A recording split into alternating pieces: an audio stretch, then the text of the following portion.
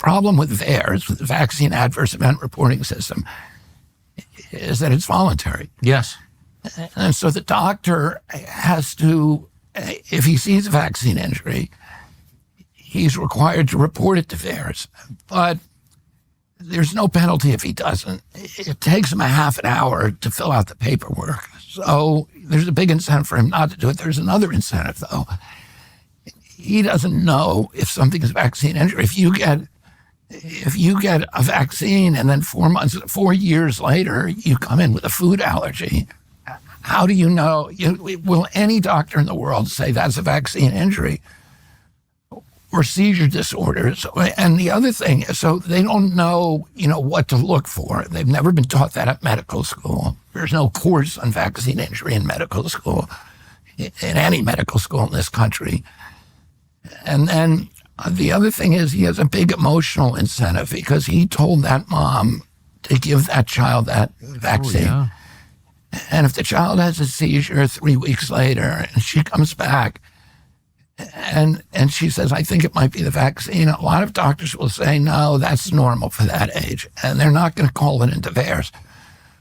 So CDC designed a machine counting system that would do essentially a cluster analysis. They would look at the vaccine and then they would look at clusters of injuries that were unique or anomalous to that vaccine. And it was a very accurate system according to the group that designed it. It was a team led by a guy called Lazarus.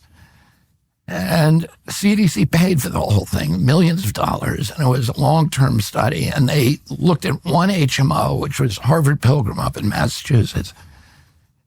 And they did this machine counting system for Harvard Pilgrim. And then they compared what the machine counting system had gotten, had yielded and collected in terms of vaccine injuries. And they compared that to what VAERS had collected during the same period at Harvard Pilgrim. And they said that VAERS was capturing fewer than 1% of vaccine injuries. And they had a system now that would capture over 95%. And they were very proud, and they brought it to CDC and said, our system works, here's the data.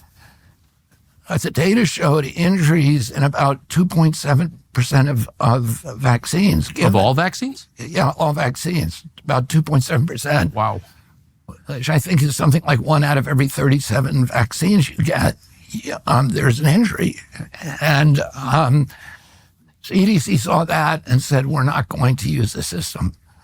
And they shelved it in 2010, and they've continued to use VAERS now for 22 years when they know that it doesn't work.